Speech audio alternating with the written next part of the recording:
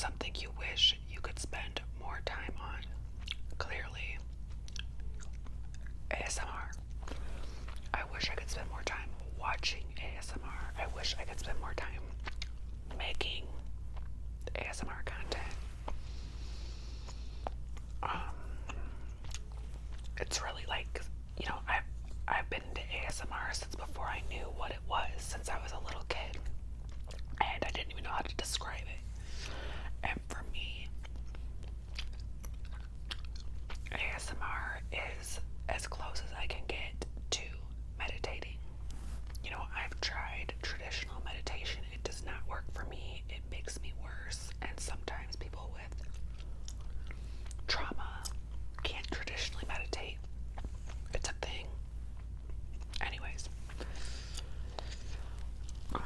what's your favorite part of being in a relationship? Probably the comfort, you kind of know.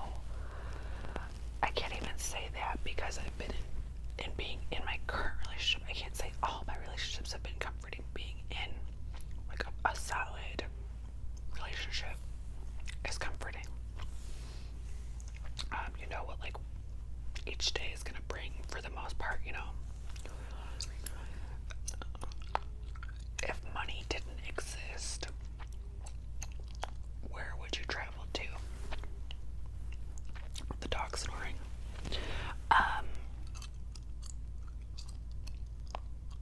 always wanted to go to a few different things. I've wanted to go to Australia.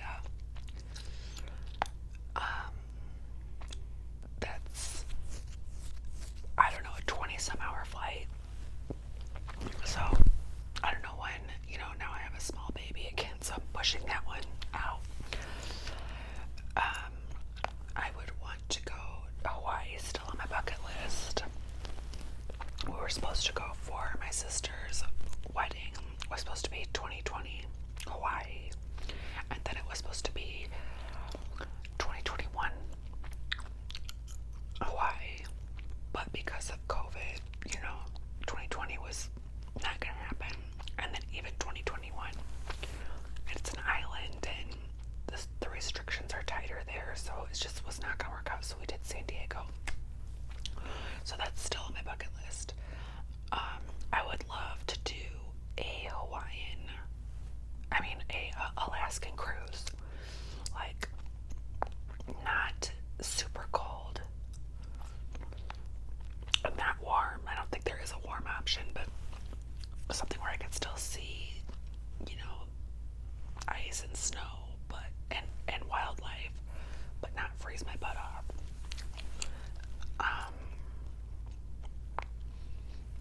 Would you rather have the power of time travel or the power to see the future? Neither.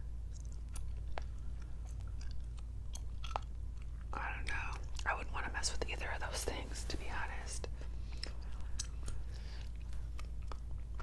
If you had one last meal, what would it be? Okay, unlimited crab legs, I guess. Well, no, let me say unlimited surf and turf, because I want some steak, and then I want unlimited crab legs, I want some lobster, and some kind of mashed potato, and then like asparagus maybe, and for dessert, oh, I don't know. What would I want for dessert? Maybe cheesecake. Like, Olive Garden years ago used to make the best raspberry white chocolate cheesecake. They don't make it anymore. Every dessert that I love gets discontinued.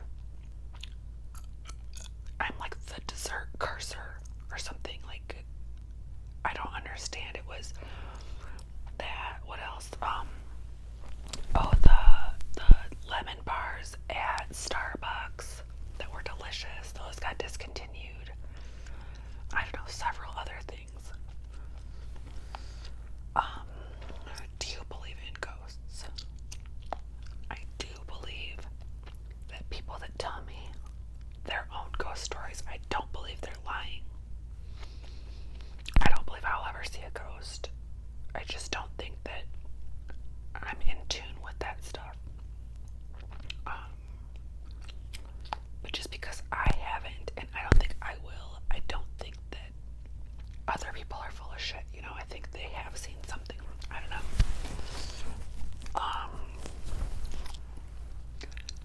If you didn't have to sleep, what would you do with your time? Probably ASMR stuff and read.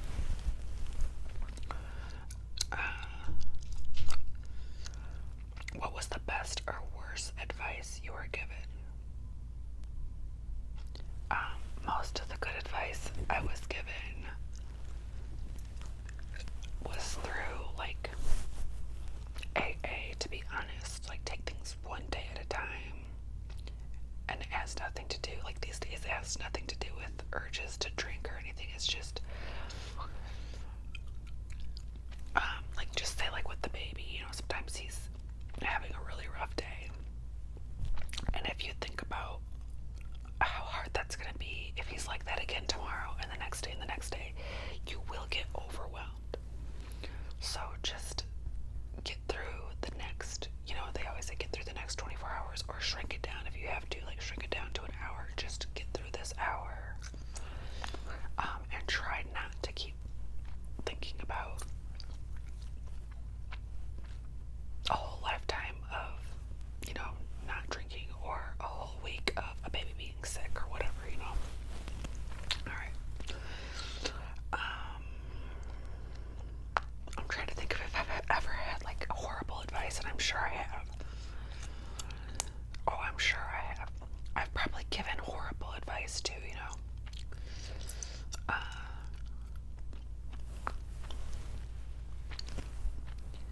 What is something you love about yourself?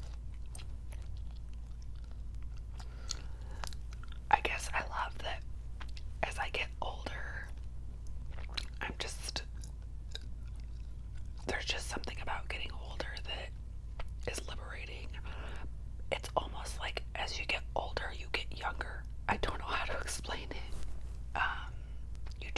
You care about different things, and you can be a goofball more, and you're just a little more secure. So you kind of go back to, I don't know how to explain it, but it's beautiful. Okay.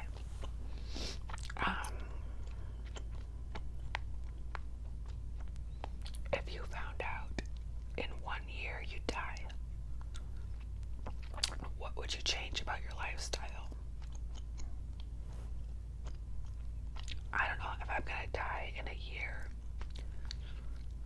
Like, my diet is pretty bad right now because I'm nursing and I have to take in a lot more calories.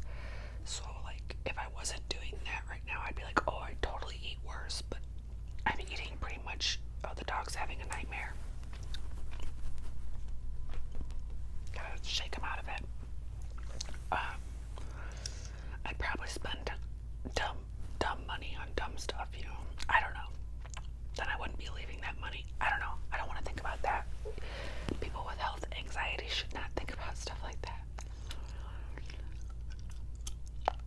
What am I most afraid of? I have health anxiety and other anxieties, but mostly health anxiety. So, like, pandemics scare the shit out of me. Terminal illness. I've gotten a lot better, but you never know when it's gonna. I mean, you could get, you know. Okay, here's an example.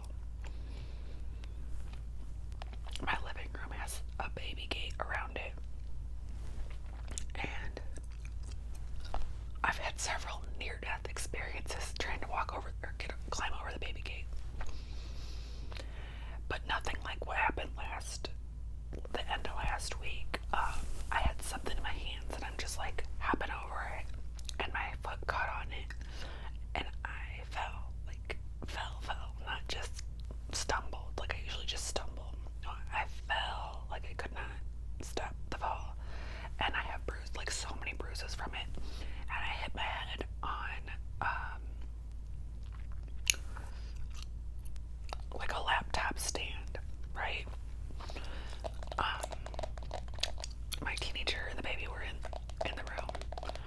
I just like fell and laid there for a second, like, am I okay? So I think I'm okay, and I'm going to work and stuff. I'm in a lot of pain because everything hurts. It still hurts. Like, I'm still like, ugh.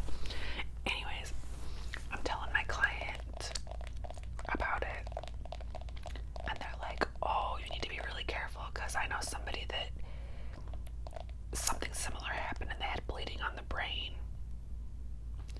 And okay, I did not Google it, but in the past I would have Googled, do I have bleeding on the brain? And I would have definitely convinced myself that I had bleeding on the brain because it doesn't matter what the symptoms were. If I Googled it, I'd be like, do I? Yeah, I do. Oh no, yeah, I have that. I have that symptom. I have that symptom. Check, check, check. And anything I didn't have, after reading it, within the next few days, I will develop that symptom. I think this is like more common in the digital age. So that's just one example. Okay. Hardest decision you had to make.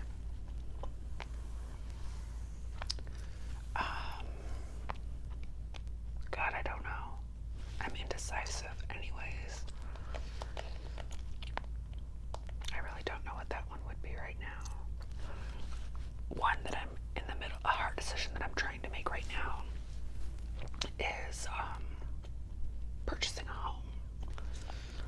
Like, we're in a rental right now, and there's a lot to be said about renting. Like, you don't have to fix your own stuff. I guess that's it. No, there's other pros to renting. You can move when you want, typically, or whenever your lease is up, you can just go to the next place. But the way things are right now, like, are you ever secure in a rental? You never know. If your landlord's going to want to rent to her family, or move back into your residence, she's gonna want it back, or I don't know. You just never know. So, but the market's crazy right now. The market is, it's a seller's market. So, should we even be looking right now? I don't know. Okay. How do you handle frustration? A lot better than I used to. I just pause now. Like, sometimes I go a little overboard though and pause for too long. How do you deal with disappointment? I don't know that I do deal with it. I mean, I just accept it.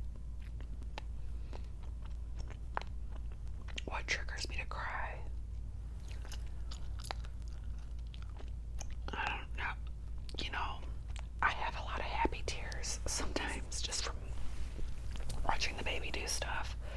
And I don't think that's what this means. I'm trying to think of what makes me sad sometimes. Sometimes it's just like a show on TV, like a true crime type show, or like I don't know, a sad movie.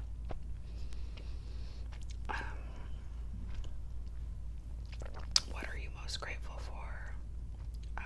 Just my family, like the kids, and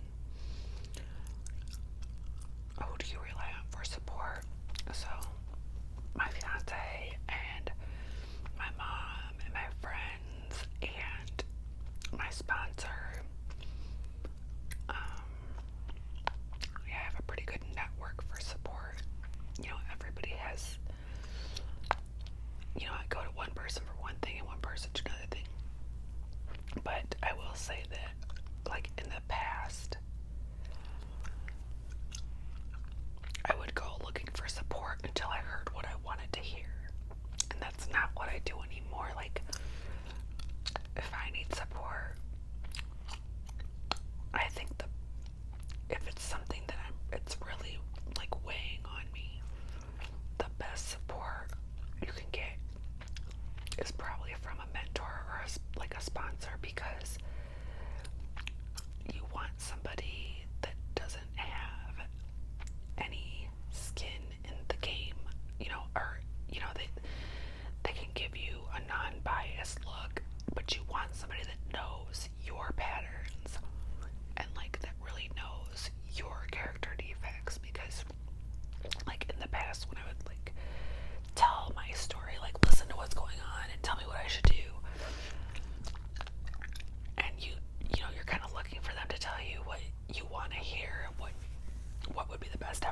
you. But if you have like a real mentor or like a sponsor, they'll say, well, you know, you have been selfish in the past about that decision, or you know, you have made a decision like that in the past, or done something based out of fear. So do you feel like you could be